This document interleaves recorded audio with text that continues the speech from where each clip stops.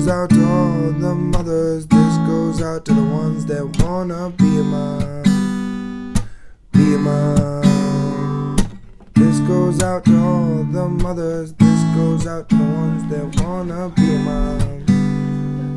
Be a mom. I think about that all the time. I always wonder, and tell me if you feel the same way too. Wait, we start already? Yeah. Oh, okay. Like me and Angelica are younger parents, and walking around sometimes people, I feel, look at us, or I wonder if they question, oh, they're super young, they have kids or whatever like that. Were you guys looked at a lot when you guys were when we were little? You know, all 5 of us running around like little ducklings behind you guys? All the time. Because I mean, you guys had them young, right? Like, at what age did you have 5? Between 21 and 27, I had 5 of them. So 27. First one born at 21, and the 5th one born at 27. And everywhere I went, it caught everybody's attention because it's very rare that somebody has 5 children. Yeah, that is. Or that they weren't going crazy either, because you had to have order, organization, and control over, just like a teacher who doesn't have control over her class. Like a classroom, yeah. Do you think so? Like everybody always says, it's like after 3, it's like the same or whatever. Like, was it hard at one, having obviously one, starting with one? I guess let's start with one. How did you feel just having one kid, and what was going through your mind? Because you how old were you again? 21. 21. So 21, and you had a baby. Like, what did you think you were ready? Oh yeah. Yeah. You think you were well prepared? Did your mom do that, or were you naturally inclined to be more motherly? You know, Both. like, did you have more natural mother skills ever since you were little? That too. Yeah. All of that. Like, so grandma would give me her tips here and there, and a lot of times, even with my kids, like, I know I say things or I tell you guys stuff, and it doesn't even seem like A, you're listening, or B, you're like, oh, no way, this or that. But that always stays back there. You still feed into your kids, and you give them your knowledge. Whether they take it or not at the moment, you never know, because it's back there at their moment when they're at home and they're like wondering what to do with their, situation. The baby is sick, or they started a new issue now I'm dealing with. It's in the back of their head, because now they're going to try their thing first because they didn't believe you. Yeah. And then in the back of their mind, you're like, oh, what else can I do? And then you remember mama telling you this or this or that. Or you could just try some of them try the mama thing first, and they're like, okay, in that case, it worked for her kids, it's not working for mine. So it can go either way. Yeah, like just trial and error and stuff. What do you think? Why do you think kids need to do that? Why do you think we need to do that? Like no matter how many times someone tells us something, we still have to like go experience it ourselves. Like not all things, but some things, And each child is different. Yeah. I have one child that keeps redoing the same thing and doesn't learn, and then I have others that they're just, hey, tell me about this, and they soak it all up. And they really take in what their parents are letting them know, and they go through and they try that right away, and they spare themselves those troubles. And then you got them all in between also, that they'll mess up once, twice, and then get back to their basics. And there's others that once a year will fall and do something incorrect or whatever. So it's all different, especially with that many kids. Everybody has their own personalities. You're dealing with something different every day. Yeah. And it's probably the kid, or I guess us in certain instances, probably think we know more or better than the situation that we are dealing with. And then turns out after, that's where like the lesson comes from. It's like you try your way almost, and then it doesn't work, or it doesn't go as planned as you thought it was, and then you go turn around and try to do then what your parents said or what your mom said. That's exactly. And then it's like, oh. Yeah. So I guess what kind of thing have you learned over the years to pass that kind of information easier? Like, say if you were giving me some like wisdom like talk to Ade, if she was going through something, like what tool do you think would help me, pass like information easier to so they understand, and maybe potentially avoid making that mistake? Well, first of all, I would say you have to start them young. From the time you may think, even now is too young, you start it right away. You don't start when they're 5 or 13, you have to start them very young, and they need to know, okay, here's how my parents think, coming right out the gate. Not, oh, they're going to start letting me know later. I think starting early on right away is good. And, you know, kids, no matter what, they're going to try their own thing. I mean, you can watch a 2-year-old and know that they're going to be like, I'm going to be disobedient. I'm going to be stubborn. All these different characteristics that just we're born with. And they're going to try all those things. But, yeah, your parenting and how you're molding them is all going to make all the difference later on. And out of all the jobs you can think of, there's so much you put into it, but there's nothing that gives you the output like parenting. Yeah, like empowers. I could work for my PhD or do whatever throughout my life, and you know, be working all night long on exams and papers and this and that. But I tell you, you stay up all night with a baby who has an ear infection, or you can't break their fever, or they've had a nightmare and they're waking you up. There's just still not any output like you would when you give into your sacrifice that you give for your children, for your babies. Sure. Yeah. And sacrifice, you sacrifice yourself for your kids, and one day it will show. Not always early on, but eventually it will show. Yeah. Yeah, and I like felt when you were saying that, like sitting with them when they're sick or in pain, and then getting to the point where they're then healthy and either flourishing. Right. And it's like you've been there for the hard times and you've been there for the good times. So it's like empowers you, like, again, like, you know that they're going to get better, or they're going to get a grow from this. I just have to sit here with them and take it or deal with it in that moment, you know? It's building something. It's tough. It's building patience. It's building a bonding, a relationship with that child. You're letting them know, yeah, I'm here when you're 1.5, and I'm going to be there when you're 16.5, you know? And a lot of children who don't have parents, they don't really ever get to feel that. So yeah, that would be a tough thing to have, to not have somebody there to like be there. And like I was thinking of that earlier, I was like, again, I wouldn't be able to be doing anything that I've done or that I'm doing or want to do without your guys' like confidence or support system, you know, because I've never had to worry about falling and busting my face because I always had my support system there, you know, and not, and figuratively speaking, like not actually falling on my face, but you guys almost wouldn't let us like fall like that, and that allowed me to focus on what I can achieve instead of like watching, like again, like watch my back, which is not always a good thing and a bad thing. It is what it is, but like I've been able to use it to like push me forward because I'm focus on what I can accomplish, and I'm not worrying about me falling. Like there's no possibility of me falling. You know what I'm saying? Like that mindset where I'm just wanting to go up and go towards like being the best dad I can, and not worrying about what I'm doing bad, but worrying about what I can do. You know what I'm saying? And I feel like I wouldn't be able to have that mindset if I didn't have that confidence from you guys from baby and on, you know? Well, you have a rock that you came from, and that rock is there, and it's still there, and it's very rare in nowadays in time. People don't have their parents together anymore, hardly at all. But when you have that rock, you spring out kind of like a boomerang. But you know that, and you know what? The possibility are very high that you will fall.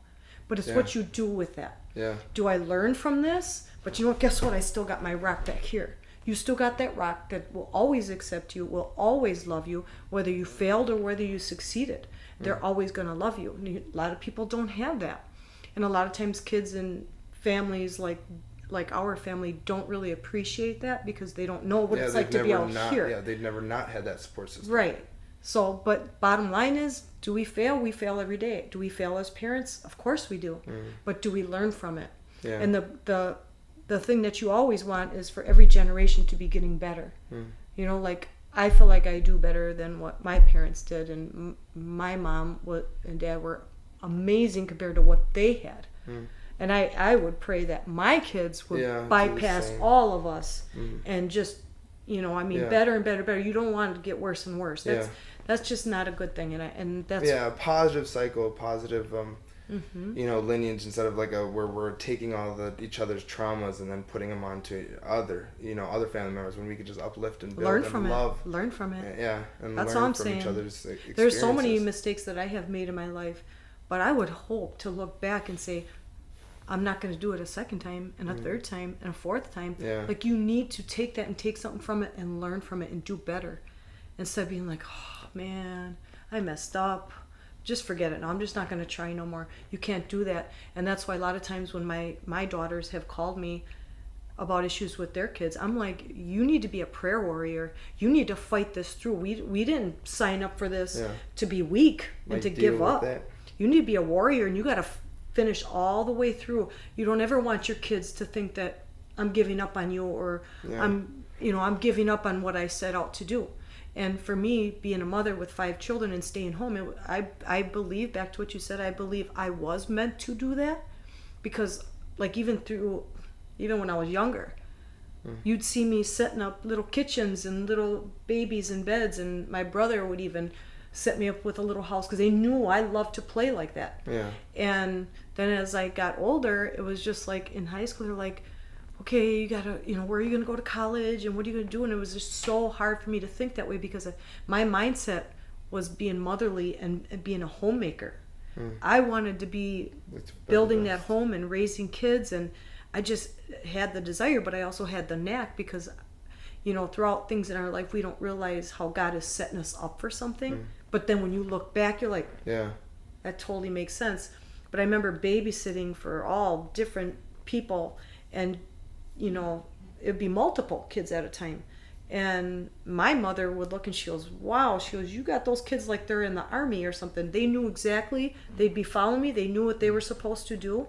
And it's kind of ironic, because when they don't get that as youngins, when they're like teenagers, that's why you see a lot of them getting in gangs. Equipped, yeah. They're going and the gangs are giving them rules and saying, you can do this, you can do that. You don't go over to this place unless I tell you can go to the other place. Yeah. You're not talking to this, you're not doing this unless I tell you. And they don't realize how much bondage they do have. Yeah. They think they're being free to be in a gang, but you're not really free.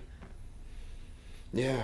And if you allow your kids to do that, to be free, whatever they want to do, they're not going to be used to no kind of boundaries. Yeah, we need structure. Right? Oh, for sure. It's obviously just like a build, like a house. I love this analogy where it's like you don't just build a house on sand or dirt or mud. Like you have to start with a solid foundation underneath, which is like the cement what's going to hold it all together. And then after that with the wood, and then the panels, the walls, and understand that's like everything. You can relate to life like that, and it's a good thing that's what I've been trying to understand too, and my foundation in everything, like everything, like whether that's a relationship with my girl Angelica, or a relationship with my babies, Hayes or Ade or Costa, like depending on the girl or the guy, depending on what I need to provide in that moment, like that foundation of that relationship, make sure it's like built on like love and unconditional love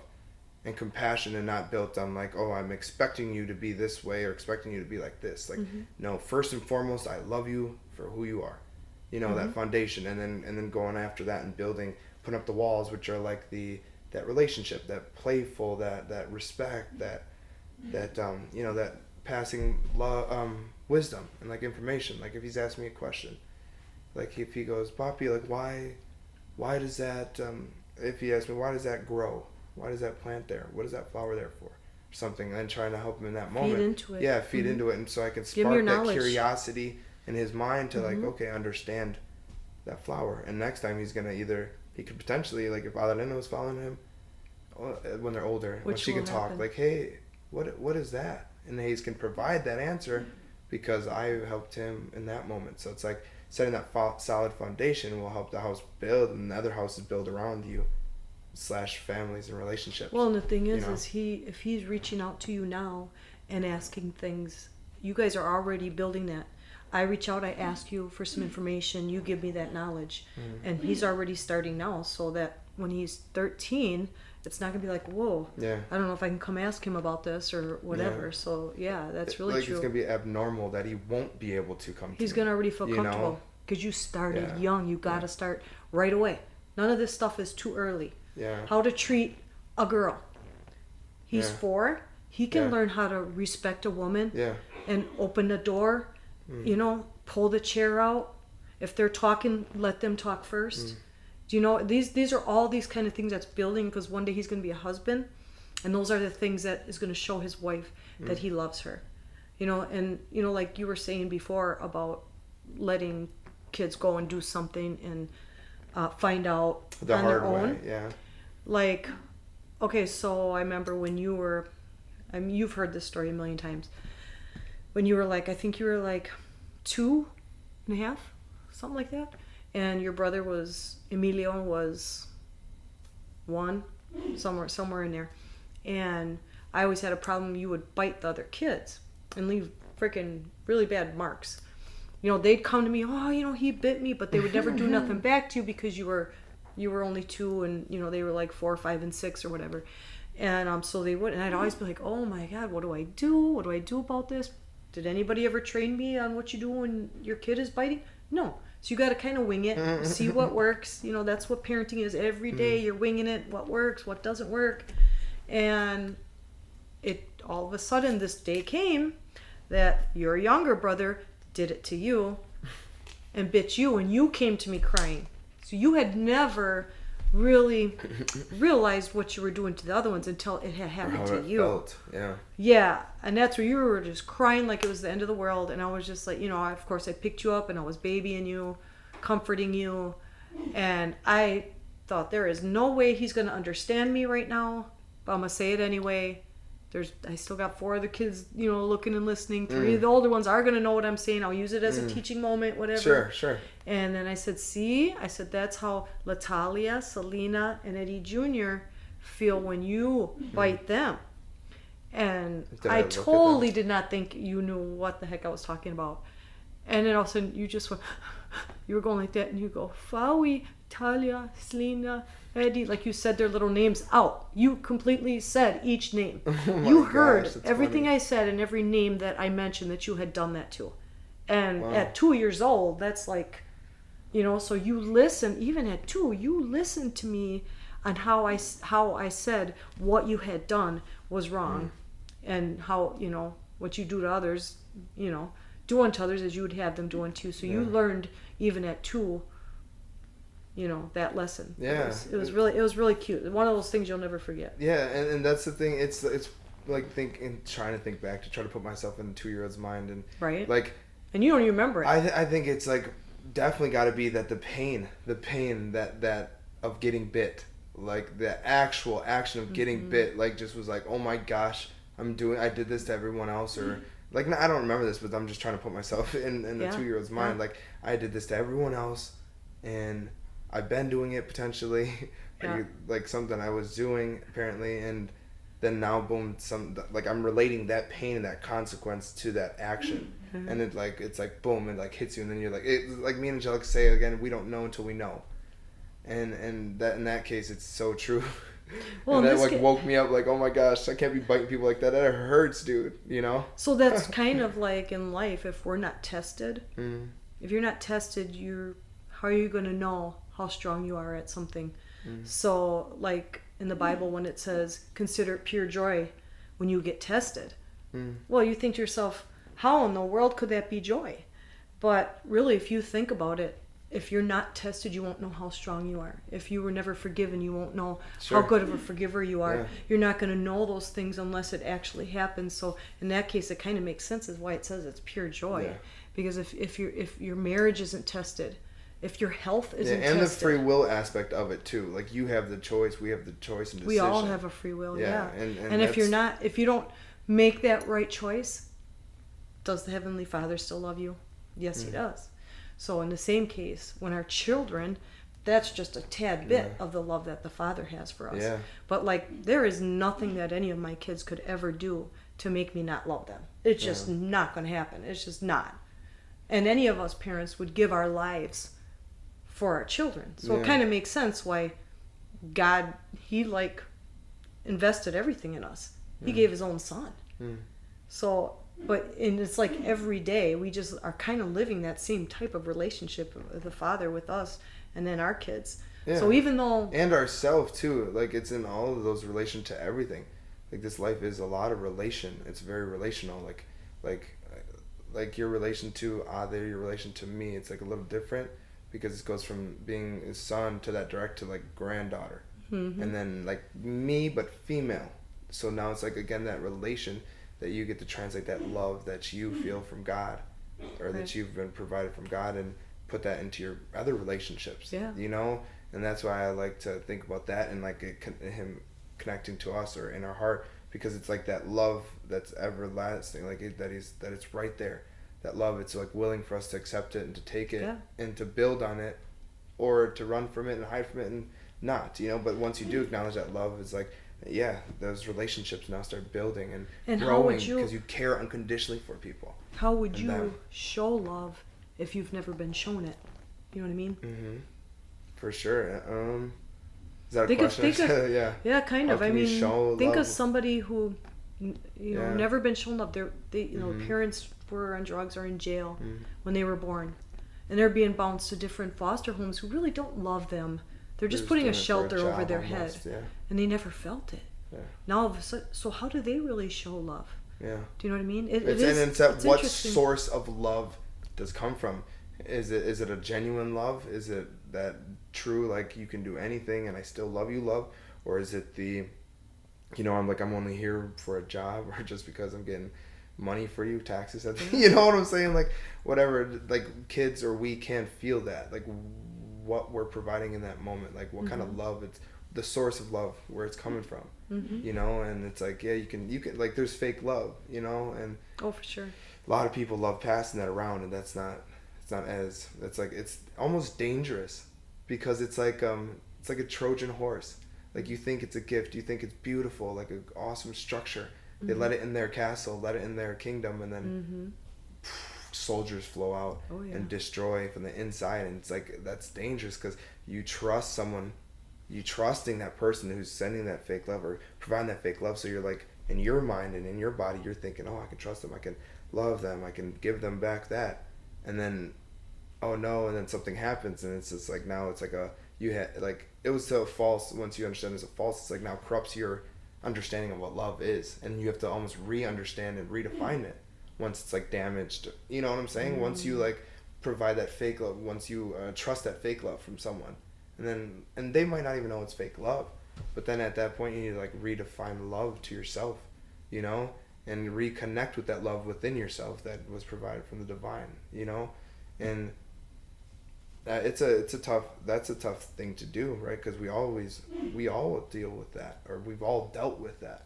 Like, I fake feel love, like when in growing up, there was so many things that I was lacking, that as I became a teenager, it wouldn't take much for somebody to come and meet those needs. But those needs weren't love. Yeah.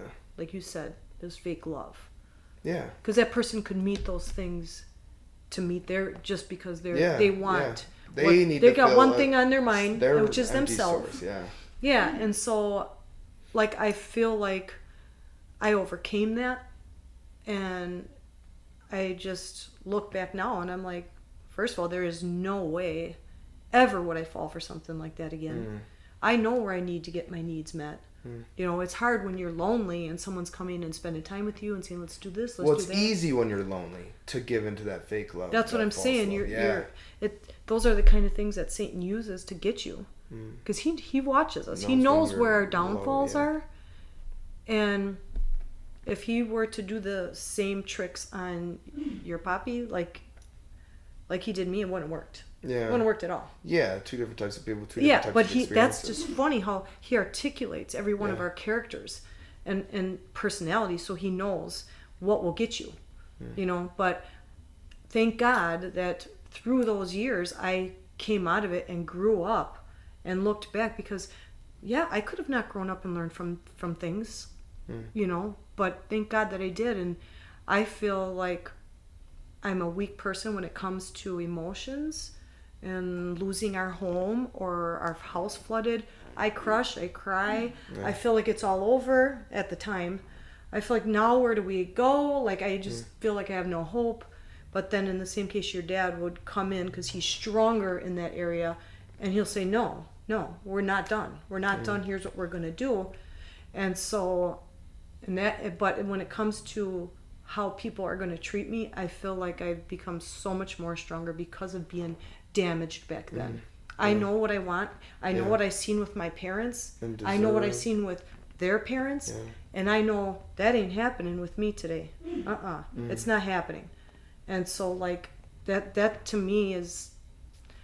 Like, you understand it's where a you characteristic thrive and that takes you so far in life, because if you just continually keep doing and going to the same old stuff and it keeps hurting that you, starts deteriorating and taking away from instead of building. Building. You don't go building. Instead, you're being pushed back. You start Hindered. to run a little bit and you're pushed back down again. And it's the same thing. Every day is the same. When you're parenting, you never know what you're going to wake up to. Yeah. Who's going to be sick that day? Who's going to start a new kind of... Or I always who's feel gonna like... hit their head or bump their head. Yep. Oh my gosh, that's sketch, dude. Yep. Never know. There's so many different possibilities. And then they go through stages. Yeah. Each and every age goes through a stage. Yeah, depending daily. on how many you have, it's 3 different stages. Three different ones. You might just come out of one, and then all of a sudden another one's going through a Yeah. stage, and then oh my gosh, then when it's teenagers, that's a whole different story of what they're going through. And then nowadays, it started when you guys were young, and now it's even worse. But there's just so much ways to keep things from your parents, to be on phones and computers and all this and that. And I've watched shows where they're actually going off and a little kid is going off to meet an adult who's pretending to be a kid. And how does the parent know? I mean, are you supposed to like have watch the computer every time they're on? I mean, they can sneak stuff in, even with you hand your little one your phone to watch a little baby cartoon. They sneak stuff in there. So I think it's so much more harder nowadays to be parenting, because you it's not where, oh, I'm watching you and I see who you're talking to. Yeah. They're talking behind the scenes on phones and... Yeah. I feel like, but like what we were just talking about with like building a solid foundation or establishing a solid foundation in that relationship with them, where you then can pass valuable information that they can use in those circumstances. Like, they won't even be in a situation like that, because it's just, that makes no sense. That makes no sense to hit someone up online that you don't know and then meet up with them. Like, yeah, but there's things that your parents would be against, that there's something in your mind that wants to test something. They're going to say no. So you're like, well, I don't want to let them know about that, because then they're going to shut this all down. Yeah. And really what you're doing is you're taking that step into a zone that now you got to deal with this some stranger at something, and your parents are innocently over here cooking or cleaning or going off to work for you. But there's that one little thing that he's, like I said before, Satan knows our areas. He knows what that child is looking for, or whatever. He puts stuff on the screen, just kind of feeding them along, like how you do when you're throwing little throwing stuff, so that, and then next they take that first bite. Oh no, nothing happened. Nothing. You take that next bite. Next you're way off over here, meeting some random pervert. Your mind's lost. Not even thinking about any of your potential areas where you need to grow, but then giving your energy away to something that's so potentially going to be so destructive. Never be lazy with your kids. Yeah. Never be lazy. I don't care if you got to have 10 cups of coffee when you wake up in the morning. Yeah. And if you are like, where have they been for an hour? But you're in the middle, or you just finally sat down, you better get your butt up and go see what those kids are doing. They'll learn how to work you. If what moments they know you're down. Like humans are smart. Humans are so smart, and if we see a little pocket, if we see a little area where especially our little minds, where we're like still molding and understanding good and bad, like we're gonna try to sneak, we're gonna try to get something over, like, or get something through, or if you say no, that I can't go there, then I'm gonna ask dad or something, or vice versa.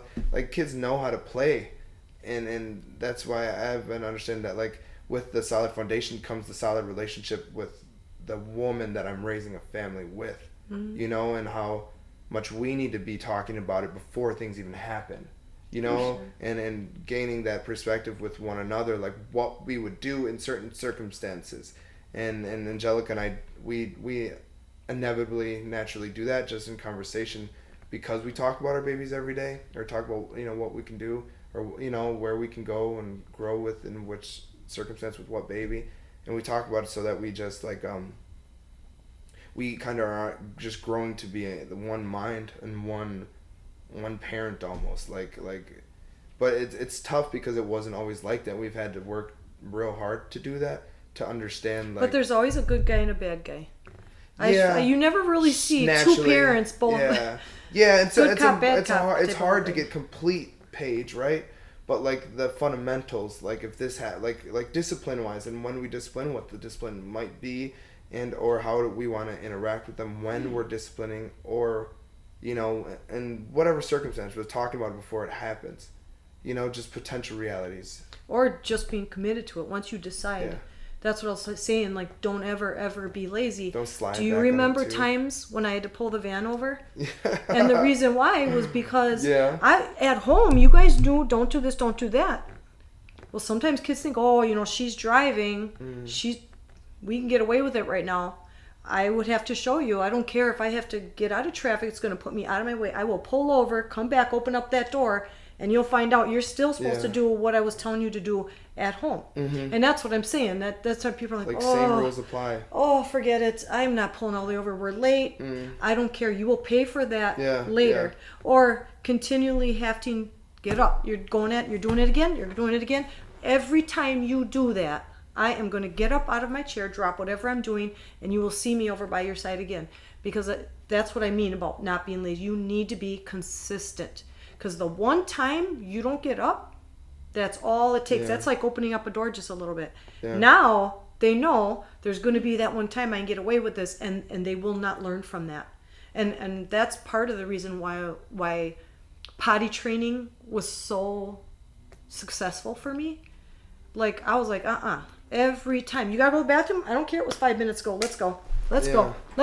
Let's go. But then you guys also knew we'd play ball on the stairs. We'd play ball tag at the park. We'd get yelled at by your dad that we're going to break something.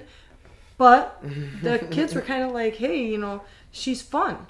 Yeah. So it wasn't only work.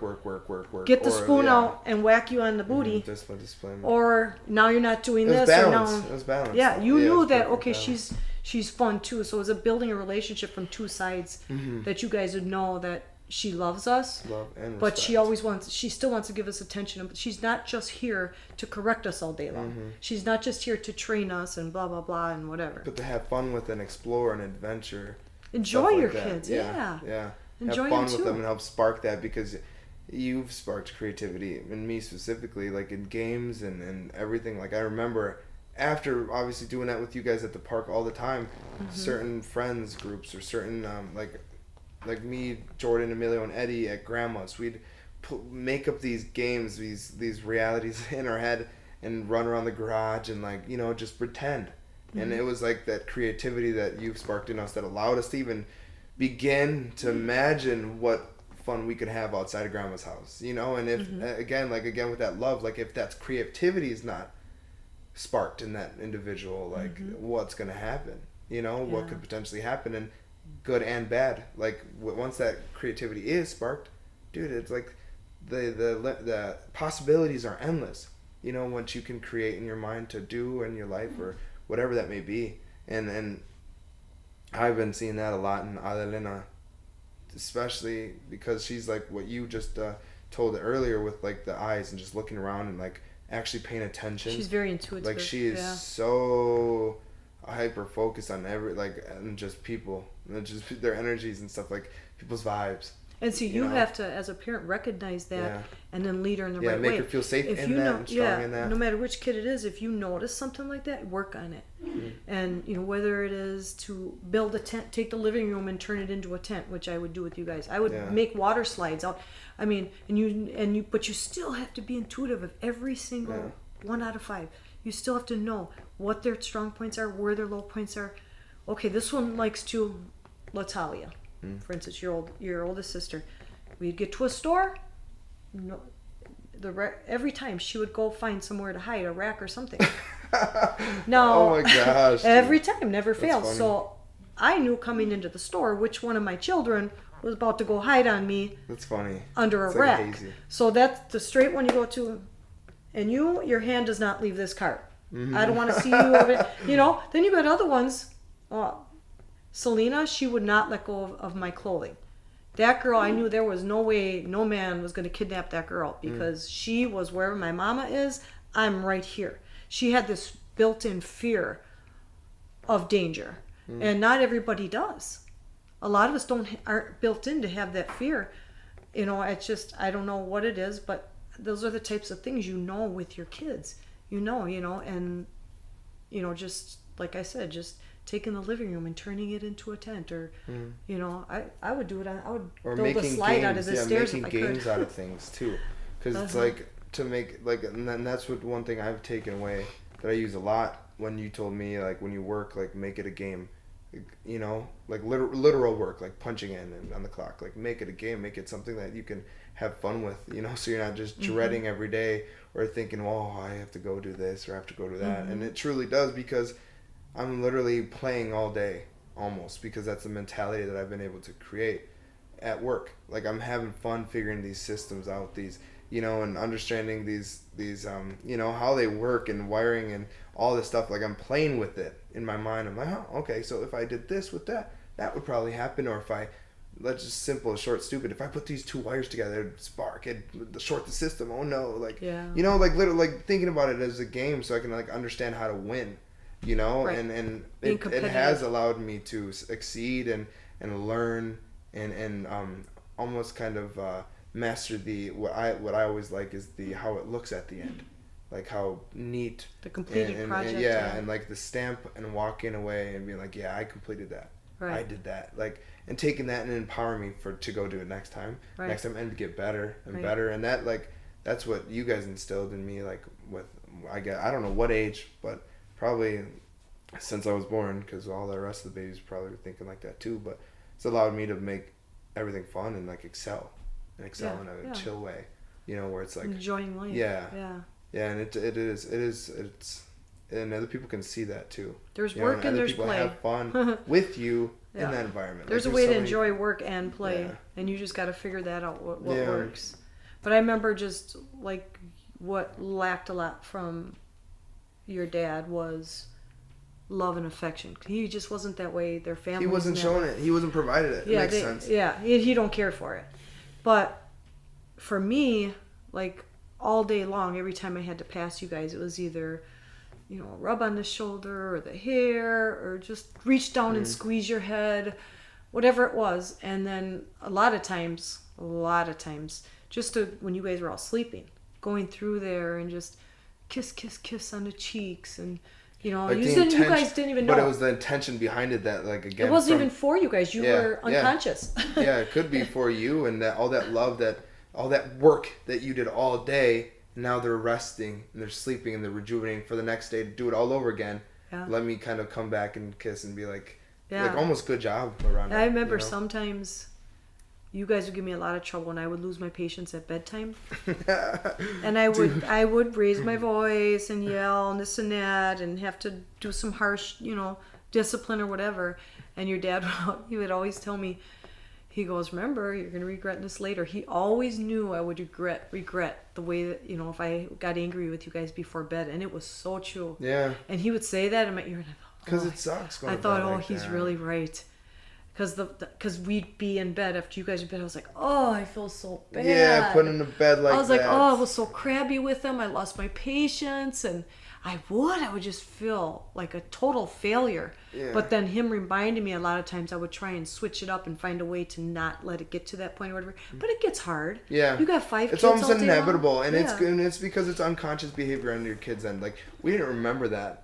Like, we do, but we don't. Like, we know, like, I know I needed that. Like, I know I needed to be put to rest, and before bed, because me and Emilio would be going for days. We were just energy balls. Yeah. And I always talk to Emilio, or when I'm with Emilio, we always talk about what we used to, that heel to the wall. Like, we used to just heel the wall, just not really hard, but enough to where we went boom, boom. And until you guys come in, just for attention, just because we didn't. Are you serious? Yeah. I didn't know you don't that. Remember that? You guys made up noises? Yeah. Oh my God. We would, it was funny because. Thank you? Yeah, like, literally, it would just be like. I used to like, that's what it was, I swear. I'd be like, and that was our heels, and it was like, I remember when we were little, just like, I can't, I'm like trying to think, it's probably just because we just wanted attention. We just wanted that because we got attention. Anything to stay awake. All day, yeah. And, but we got it all day, right? We were in such an attentive home. Like, we had so many kids, so many things going on, you know, that we always were like, me and Amelia were always stimulated. We were always, you know, had stuff going on or watching things happen. So that when we were going to bed, it's hard to shut that little curious, energetic mind off. So we would do that until we got your attention, until we got the threat. Once we got the threat, then it was like, all right, yeah, we gotta chill because we don't want to get whooped now. You know, that's what it. I never knew that. That's how it went. So Me and Amelia both did it too. Oh both man, I did wish it. I would have known that. Dude, and that's I always talk to Amelia too. Like we learned how to like talk and communicate when we were little like that, because I don't know if you guys let us talk like that. Like I remember you guys used to say, all right, like we gotta go, no more talking or go to bed or something like that. But like, did you guys give us like or let us talk at bedtime, or was it like no? Maybe at first, but then it would have got out of hand. So I remember sometimes, like I said, not being lazy, because trust me, I wanted to go sit down or go watch TV finally at the end of the day, but I would stand right there by the door to make sure it was silent, so that you guys knew she's right there. We can't get. And if I do for a few minutes, you guys got bored of sitting like that, and so a lot of times you would just end up going to sleep. You'd give up, or I would just stand aside of the door where you couldn't see me, but you guys knew I was there because every time we talked, I'd say shh, and I'd go back around the corner. Yeah. So this way, you would not know that I was there by looking. Yeah. Because I could already be downstairs. That was my analyzing of it, and I was like being competitive with you guys. Yeah, trying to compete, man, and that's tough. And I want to go back to like with the hard times when Adelena's doing something like when I yell at her or when I like try to redirect her and her face, because like when you said when I got bit, like my face went I pictured Adelena because she has this like. She's like so happy, so like loving, all like whatever, until she's like sad, and when she's sad, she experiences so heavy. She's just like, her whole mouth and everything opens up, and I'm just like, but on the other end, I'm like, I need to stay strong on this, or else she's just gonna like continue to make these decisions that potentially could get her hurt, or potentially could are just not good for her, and it's like tough. So I want to ask how what's like an easy way to like combat that, like obviously like the outcome of them not hurting themselves or whatever, but like when they're crying like almost bloody murder because you yelled at them or whatever, like how do you first of all, that's the most touchy time to teach them something. And like I said before, don't ever think that they don't understand you or they're too young to understand you, because for sure they do. And those are the most trying times. Even when we mess up when we're older, that's when God speaks to us. And that's when he just seems so loud to you. And a lot of times when things are going good and we're not being tested and we have no problems, it's not like, is he really there? He's not really saying nothing, I'm not learning anything right now. But when you are being tested, that's when you feel his presence so much stronger, and you know what an almighty God that he is. And no matter what we go through with our children, that's when he's showing us, I am here, I am your strong arm. I am your base and your rock. And that's what we're supposed to continue on carrying and showing our children, showing them where to build their house, on the rock. Because if you don't have a rock to build it on and you have nothing to come back to, and without hope, we have nothing. We all need hope. And think about life without hope. If you don't have any hope, and there's a lot of times when things would happen with my kids, and we've been through a lot of tragedies with our home and with our kids, and and it's just like I feel hopeless at that time. And part of it is just being a female, I think, because women right away we're so emotional, strong emotions, and we're so sensitive. And but in those times it's been good because your dad has been the strong one, and then so he kind of leads me back to that hope. Because if you don't have hope, it's just like if you just get caught up in like the hopelessness almost. Yeah. People hear cancer. Pity party. Where's the hope in like cancer? How many family members have I lost in cancer? So without hope, I'm not walking around in this life without hope and thinking, you mentioned cancer and or you mentioned losing a job or losing your home or losing a child or a nephew or a brother. Well, where's your hope? We got to have some kind of hope. There's got to be something more to this. And knowing that you can take anything that you've lost or have made you feel hopeless, to know that you can find hope again. Yeah. It can be done. and you pass that on to your kids and say, And help them no, to you guys understand are going to go through something, because that's part of life. Mm-hmm. Our kids will face trials. They will face losses. They will face triumphs. They will, have good times and bad times. But can you be the warrior to make it all the way through? Like a Native American warrior. Can you do it? Can you base it all the way through? And my mom did teach me that. And being a warrior and not giving up.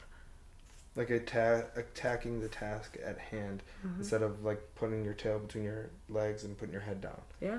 And you're training your kids even when Adelina's crying.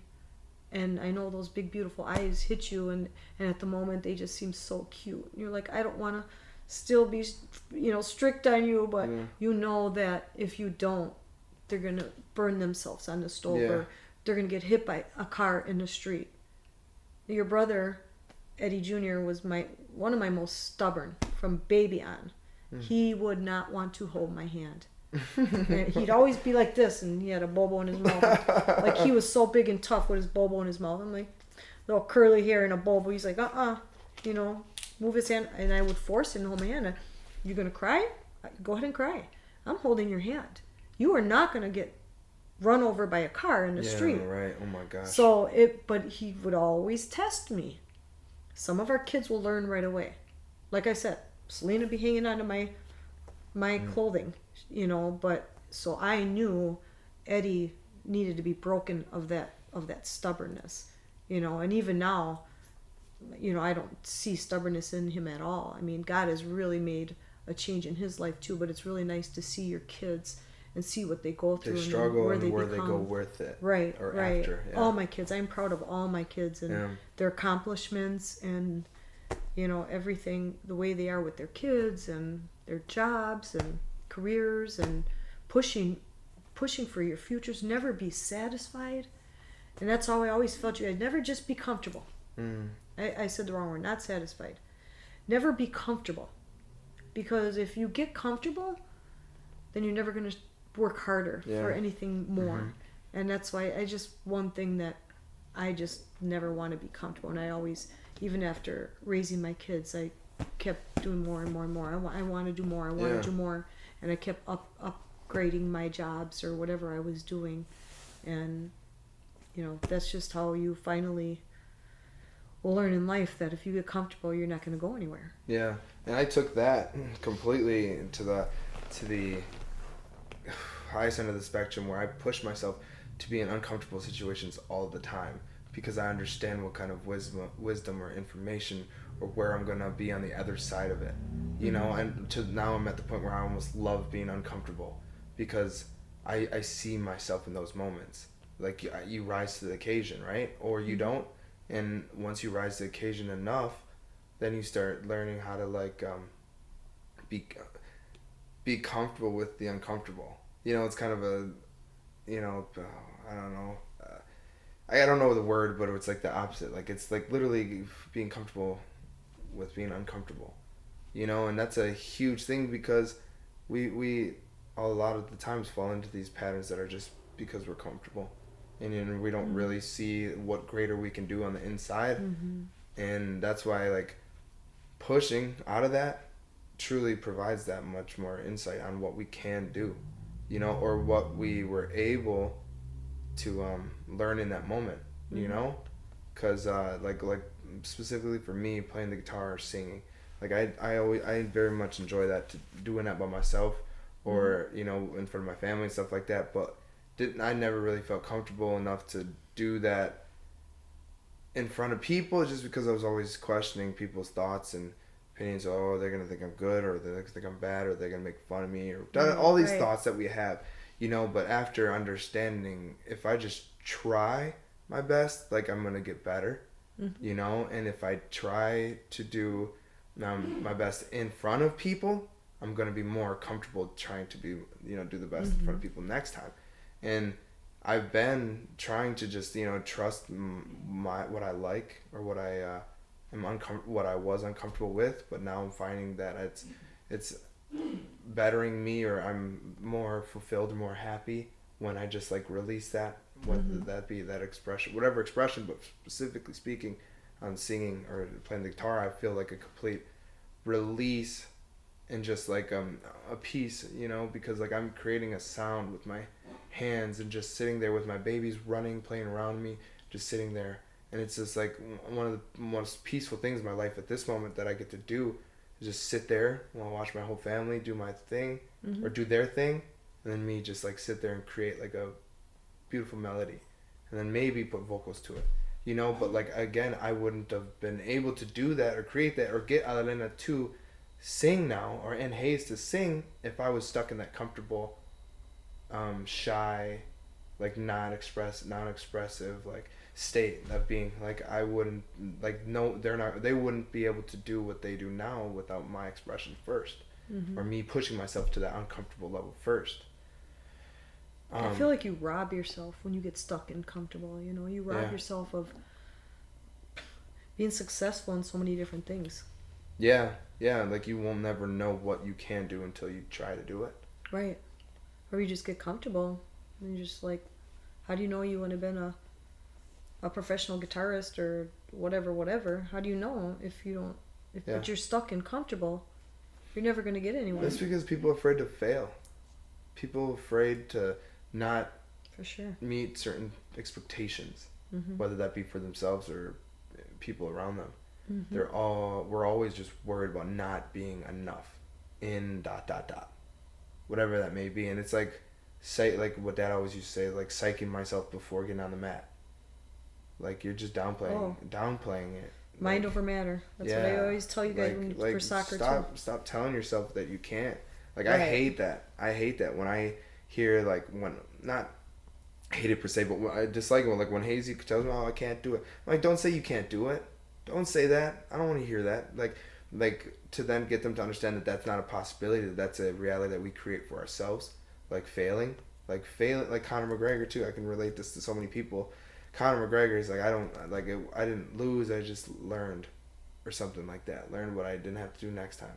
What I can better myself in next time. And providing that like thought process to Hazy, you know, or you know, through me trying to do it or learning it, like it's only going to benefit them. Grandpa always used to say, strengthen them. I'd say can't when I was a kid, and he'd go, can't. Well, he'd say it in an accent, can't. Can't broke the bridge down. That's what he would always say. I don't even know. Broke the bridge down. It was so. I don't know. It doesn't make a lot of those southern sayings don't even make any sense. Maybe from a structural standpoint where it's like I can't I'm just making this up, but I can't get that last screw or that last bolt. It's just my drill won't fit there. My drill won't fit there. I can't do that last final touch. So I can't do it. Yeah. Okay, and then the whole bridge falls out because you forget it. Okay, let's. I don't know. I just created it right now, but that's good enough for me. It's I mean, right? It's like I can't do this work over here because it's too uncomfortable for me. It's too this, and it's like, okay, well, since you can't do that, then it's going to affect other aspects of your life, and those other aspects of your life are the bridge and the handrails and stuff. Like if that little piece is missing on the bottom, the handrail's not going to do anything because the whole thing's going to fall. You know, maybe that's where you get it. I don't know. It's a southern saying. Can't broke the bridge down. Dissecting those the old sayings and stuff are funny because there's so much. I know. You know, things in them and that the way they say it. Yeah, we don't even think like that anymore. You know, let's run through these questions real quick. I'm gonna just hit you with them and just do kind of quick answers, and then first thing that comes to my head, like a game show. Kind of. Okay. Most challenging thing about being a stay-at-home mom. You could give a little bit of meat to the answer. You don't have to just be one word. The most difficult was the discipline. The discipline. You're always feeling, did I do too much? Am I not doing enough? Second guessing yourself. So how did you start? You don't want them to think find something to help you with second guessing? Well, you don't want them to think that you don't love them, so it's just like that happy medium. But yeah, I second guess myself all the time. Definitely. What helped daily. With that? Dad or just you? Watching the outcome. Oh. It's it's trial and error. Like, okay, sure. That totally didn't work. But you totally do not want to be a type of person that each time you try something, it didn't work and you're moving on. Sometimes you just got to be consistent. So it's all a huge game. It's much easier to be at work, let's put it that way. Sure. I could totally feel that, man. Just through interacting with Angelica after talking to her about it after, I'm like, wow, it's a lot that goes on. There's a lot that goes on because there's 3 little baby minds, and those baby minds are so powerful because they don't really know how to direct it yet, and parents are just helping them direct it. Mm-hmm. So yeah, best and hardest thing you learned from your mom. And I put hardest because I didn't want to say worst. Best and worst. The original question was best and worst thing you learned from your mom. Something that literally helps you till this day, and something that affected you and you needed to overcome and relearn for yourself. Okay, you're stretching that question way too long. Okay. I would say the best thing that my mom was good at was patience, and I'm horrible at patience. I have to work at that all the time. So I don't know that I learned it from her, but I learned that she was very patient. The worst thing would probably just I just felt alone all the time.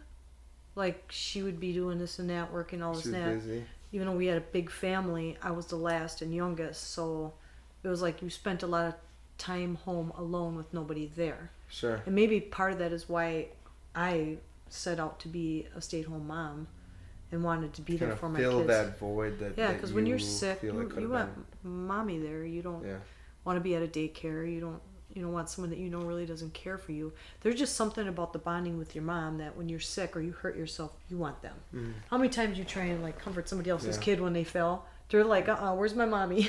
Yeah. So yeah. That's true. I feel that. Best thing about being a mom. And that's not stay-at-home mom, just best thing that's the most rewarding. Just watching them grow and become successful, and that's what every parent wants. You want your kids to be successful.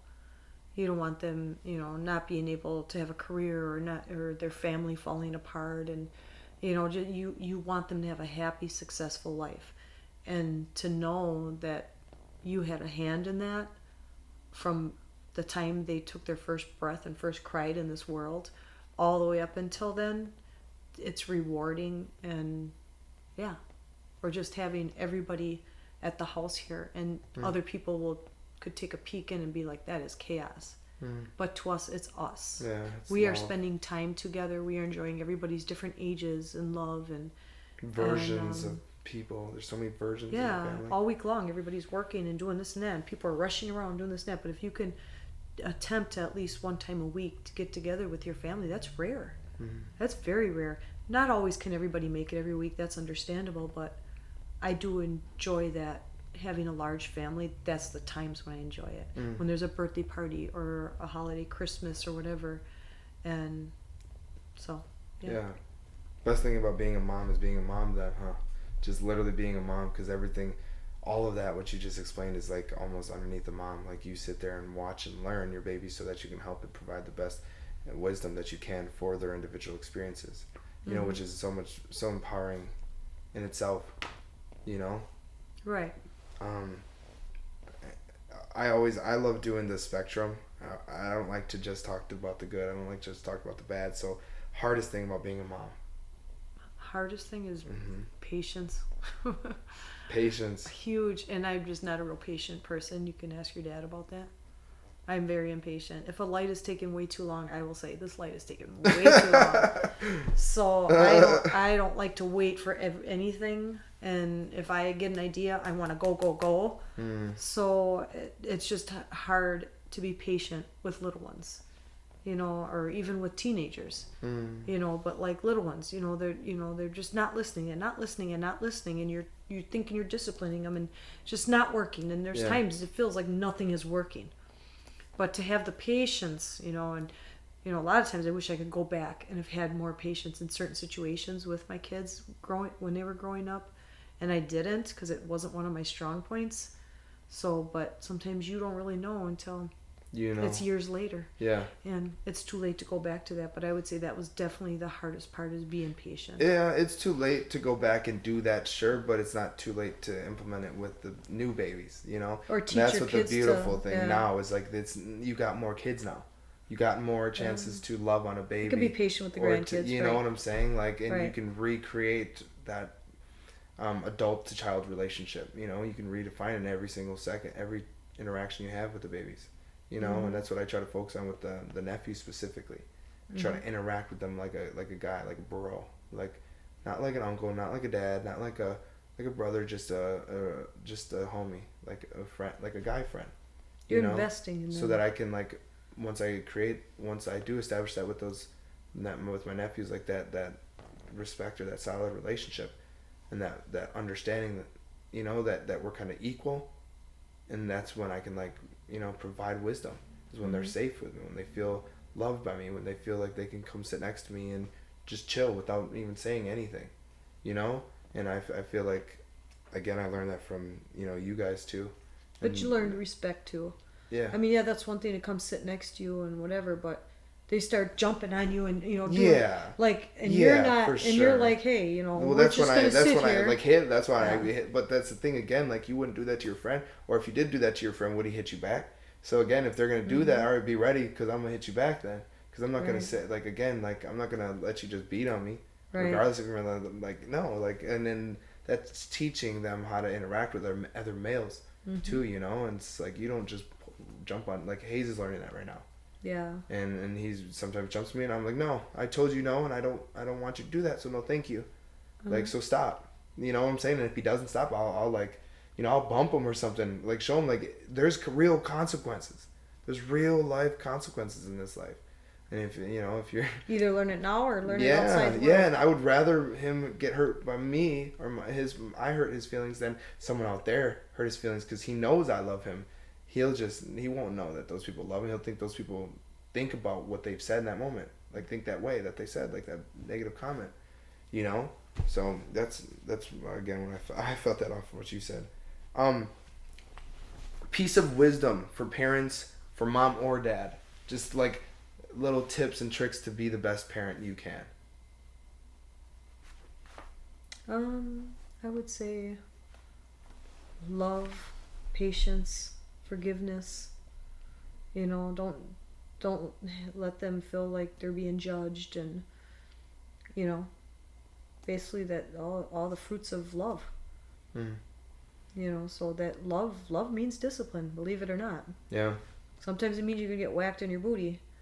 It's derived from even love. Though, it's like, yeah, because you're wanting the best for them. So yeah, that's, and like I feel like anything that I've gone through, I can go and tell my girls or my boys, hey, just so you know, when so and so did this and I did that, here's what happened. So that they can say, okay, that's kind of, because it'll be similar situations, like relating. Yeah, so they can be like, oh, so that's pretty similar what she went through with so and so. Okay, so then and this is what happened, and here's what she said she wished she would have did. Sure. Yeah. That I've been learning a lot of that, like love, patience, all that, and discipline too, with my babies, and like with like what I was explaining with Adalena crying like so hard in my face, and I'm still staying strong and not showing any like emotion, because like I know she has to go through that. Like, we have to go through the lows to understand how to get to the highs, and yeah, it's almost like I appreciate it. I appreciate the hard times too, because I've understood that the hard times bring wisdom and bring knowledge, and so I'm sitting in that moment with her, appreciating her, like, crying, and it's like, it's not like in a mean way, it's just like loving way, like you said, because they're going to learn from that. They're going to learn that they can't do that, and I just don't want, I'm trying to like help them before they go through it. I'm trying to provide that information before they go through it. Right. So yeah, even though you think they don't understand you. Yeah, and that's been something that, like, doing with Adelina right away, like the interacting from a baby and eye contact, and like just focusing on her, like dedicating my presence to her if I'm interacting with her. She's now like she's her communication level, communication level, I would say, is high, even though she's just learning to speak really and stuff smart. Like that. Like she can, if I tell her like go throw this out or come here or get down, like she knows what I'm saying, even though she can't like say it back necessarily, even though she's learning how to do that. Like that interaction prior to actually verbal communicating, like, is so important, because that's like we learn, like, communication isn't just language. Communication is body language, it's facial expression, it's eye contact, it's hugs, it's you know what I'm saying, like it's but I heard it's very important to talk out loud. Like even if Yeah. it's a 1-year-old or a 6-month-old or Yeah. a They two and get a half used year to old, it. and Used to those you're not sounds. having a conversation with them, but you're saying, you know, and I do that with the grandbaby. Sometimes I have my hip and I walk with them. I said, we're going to go over here, and because, you know, Nama needs to do this or that, and then we're going to do, you know, whatever, Explain it, whatever. And I yeah. speak out loud, and Explain they're it. probably, they don't know why. They don't know Yeah. now, but eventually, Yeah, they over said it time, makes them they're smarter. going on. So Yeah. if I would say, if Adelena's next to me, I say, Nama's going to fix these candles over here because later I want them all to be straight. And she's probably, that's random. How is that even interesting to her? But if I'm just talking out loud, and I've done that with her before, not about candles, but, and she'll just, her big eyes, she's just looking and listening at me. Yeah. It says it makes them smarter, more intelligent, Yeah. better I book can readers. see it. I don't know. I can see it through like everyday patterns, you know, and how she's gradually becoming more aware and more communicative, you know, whether that be in words or just like literal eye movements or facial expressions. Like it's the funniest thing ever. And yeah, so that goes in with that love and patience, because like sometimes it's hard to be patient because it's like we know and we've been knowing this for so long, but they don't, and trying to get them to understand what we already understand is sometimes tough, you know, because it's consistency, and they don't get it yet, but they're going to eventually, you know, if we just consistently say either, you know, consistently guide and direct them where we feel is best for them. Yeah, being a parent is fun. I love being a parent. I love what it's brought my mind, you know, like my way of thinking now. It's like completely different than not having kids. I mean, it's not a bed of roses by any means. No, it's not a bed of roses at all. But when you look back, those good times outweigh the bad times. Yeah, but like we can appreciate the bad times too. You know, because like we're understanding how to become a better parent by being a bad parent. You know, by making bad decisions. It's like, oh crap, I should not do that again. And the kids need I to should see, do it like that. Yeah, they need to see you fail. rawness. Yeah, raw. And then they see you come back out of it too. Yeah. Because they're going to fail, and if they never see their parents fail, they're like, I don't even know how to come back from a failure because I never see my parents fail. Yeah, or see them down, or think that they have unrealistic expectations for themselves because the individuals around them didn't show that vulnerability or that low point. They ran in the room, or they ran here. You know, they shielded when they cried or something like that and turned around. You know what I'm saying? Like, we can learn off of each other's emotions and expressions like that, and especially in being a familiar setting, like, and learn where to get strength from. Yeah, because there's times you where to need draw some from, serious strength. how to If even you're hold ourselves. Yeah, you're sitting in the emergency room with your baby. Where do I get the strength to handle that? You know what I mean? So, yeah, your kids are watching you all the time, how you're handling situations, and you got the wash machine guy coming to fix, and he didn't show up or whatever. How are you dealing with those situations? Are you still having a good, positive attitude? Are you losing it? Most of the time, I was losing it because I was very impatient. Well, and you had 5, and you were 5-1. That's crazy. So what do you mean losing it for, like, you know, like, that's a lot.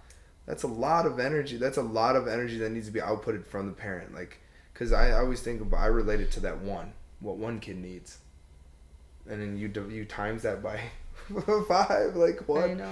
And it's like, okay, so now I gotta figure out how to get this much from this much energy from this. You know, this much attention and love and respect and guidance just from one source. It's like hard. It must have been hard to divvy out that, you know, holy cow. I couldn't even imagine, actually.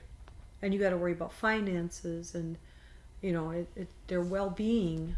And there's just so many things. And about deal being with a parent. your stuff and I think on top of theirs. I think a lot of today, why people are either not having kids or they're waiting longer to have kids, is a lot of it is, you know, they're like almost like in a selfish, self-first type of mindset nowadays. And I definitely was not being selfish or thinking about myself when I decided to stay home with each life that came into my life. It was that they come first. It's self-denial, and if you can't do self-denial, then you can't learn to depend on the Father. You know, I don't want to just depend on myself. And so basically it's little things like that you're teaching your kids, that. And I mean, people watching this are probably gonna be like, oh, I never want to have no kids, that's just way too much. And if you look around, there's so many people I talk to now, they just aren't either choosing not to have kids, or they're waiting till they're in their 30s, because it's all me. But that's first. their example. That's their example of a parent. It's because of their example of a parent. Like what parent they had, and did their parent enjoy being a parent? But they also follow society, though. Society is changing. Society's way different than when I was raising kids. Yeah. Way different. Like I said, they're watching everything on the TV. Well, now parents aren't even parenting. It's the technology that's parenting. And that's the scary part. And that's the part YouTube and Instagram and TikTok. Well, they're watching these things look cool and fun and everything on there, but not really what happened after. What happened before. It's just somebody wants to have a bunch of likes or a million likes. Mimicking false realities, which then... False realities. And so then they're thinking, oh, I'm going to do this. And they're raising with these things, and the parents are at work. And this is the only thing that they're getting in. It's becoming the social norm, yeah. And that's why I think TVs and phones are so dangerous. Society... Like, they're so good. Like, they can provide a lot of good, too. But they're so dangerous if misused. If it's not doing ABCs on there, then you better recheck. Yeah. But like in society is also making it where both parents need to work. Yeah. It's very difficult to manage a household. When both parents need to be home almost. Like both parents need to be home. And so what do? They send them off to daycare or whatever, and they're raising them. And they get home, and now they're trying to catch up all that time they've been gone. So now they're handing them their phone or putting something up on the TV or whatever. And it... But on the good side of that, I've been not doing the opposite of that. Like when I know and I'm aware that I'm gone for work 40 plus hours a week. Right. That when I'm home, my phone goes in the drawer and I sit on the floor with them and just sit with them. Not try to do anything or just try to play music or something, but be with them, around them. Because like this is all I have. That's you all deny I have yourself in that and you moment. dedicate it to those kids at that time. But then you also need to show Hayes, now it's not too early, that when you're off at work all day and you come home and your wife has been there or whatever, here's how you balance that out. Because he's going to have things to do also. For sure. You can't just deal with the kids when you get home. You still have other... How do I balance all these things out? I got to cut my lawn. There's something broke in the house that my wife's been waiting for me to fix or whatever. But I still got to spend time with these kids, and he's going to be watching you and how to see how you how do you Yeah. balance that out. And obviously, not all the time when your kids get older can you come and sit down on the floor and put your phone in the drawer for 3 hours. It's just not possible. There's things that have been going on in the home that you got to catch up on, or dinner. Your wife needs help with the dishes. It's just that's life. But and you could spend 5 minutes with them on the floor.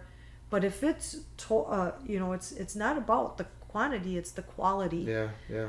And then you say to them, hey, at their age, you'd be like, okay, you know what? I got to fix this because I've been getting texts all day from your mama. And she said, this ain't working right. Come along, I'm going to show you how to do that. Yeah. That's how you're showing him balance. Yeah, right. Not, I'll get you later. I got too many things to do or whatever. Yeah. No, quality. Include him. Quality time. Even if it's standing next to me, watching me do it. And I've done that with him with shelves and stuff, and hanging shelves, and he likes literally just holding tools because they're real tools. There you go. Not play tools. Right. And for sure. That's true wisdom too, to just hold them close to you in those moments, like, because that's how they learn how to be human through us. And it's like, I don't want to show them laziness. I don't want to show them. I would rather show them like hardworking or dedicated, right? And they watch it regardless if we're teaching them or not. Like humans learn even if no one's teaching. Right? Which is like a good thing to constantly think about, because like it makes me aware of what I'm doing in front of them and not in front of them. Right. Like it always is a constant like, how would my babies, like, would I want my babies to see me acting like this, or talking like this, right? And how'd they respond? Yeah. Show them how do I respond to the bad? How do I respond to the good? Yeah, and how to deal with hard it. times. Roll with the punches. How do I do that? because that's where they're And going to you're learn. gonna see me throw my hands up. You're gonna see me, You're gonna yell at your wife and blame everybody. Yeah, it's or you're gonna everybody's fault. figure out how to overcome that obstacle in front of you. Right, and they're watching you. Yeah, I mean, for sure. you'd be surprised how much kids watch adults and how they react to things. Yeah. It's crazy. Even at 2.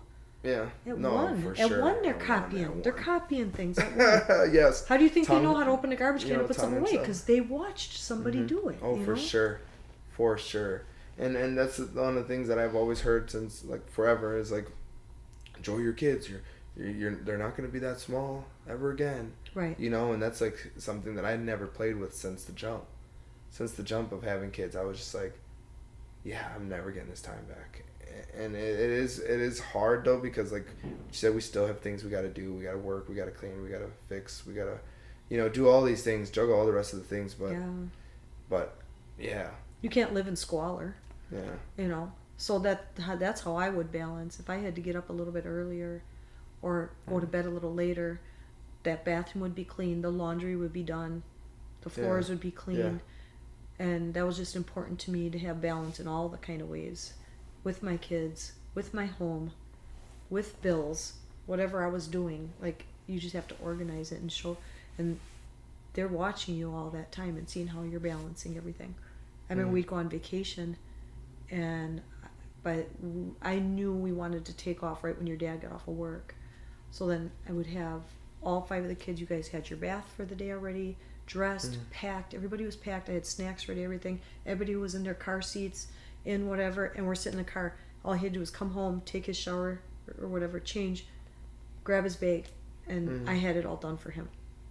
And then I would always plan it so that my chores for my home were done by the evenings and by the weekends, because that was family time. So I'm not spending your dad's time off of work so that we can do stuff as a family to be spending 3 hours of laundry time.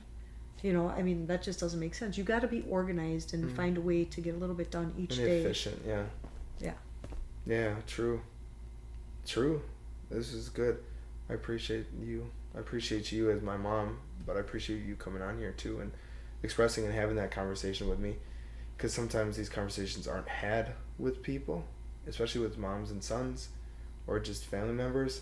And that's one of the things that I want to show people on the pod, or like how to just communicate with one another, because like you said, like with phones and an era of phones and TVs, we're almost forgetting how to do so, when it's like a fundamental thing of being a human, like the relationship and the communication.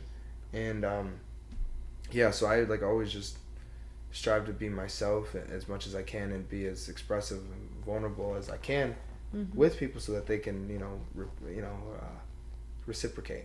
And so yeah, thank you for coming on, and I just want to say Happy Mother's Day. Thank you. I love you, and you've helped me become the man I am today. And a lot of the things that I've done, like I said in the beginning, I wouldn't have been able to do without you or Dad. You guys are dope for staying together and sticking out just lives are hard, so sticking it out regardless through the hard times of and the good times, like it pays off, because we are watching you guys, and we are you guys were original source of love for us. Like that's where we learned how to love. Right. So I guess thank you for staying together and being cool people, because we cool. we do learn from you guys. Yeah, I always like kicking it with you and Pops. So when I beat you at pool, or when I whoop you at volleyball, which one? Well, teaching me volleyball. I'm just kidding. I really did. I do appreciate that you taught me volleyball, because volleyball is super fun, and how to like be competitive too. I like that, because like what we were talking about with the work, going to work and making it game is like competitive. Like I'm very competitive, and it helps me grow and evolve. For sure. So I appreciate it so much. You're a good mom. You're a great mom. Thank you. Love you. You're a good father. Love you too.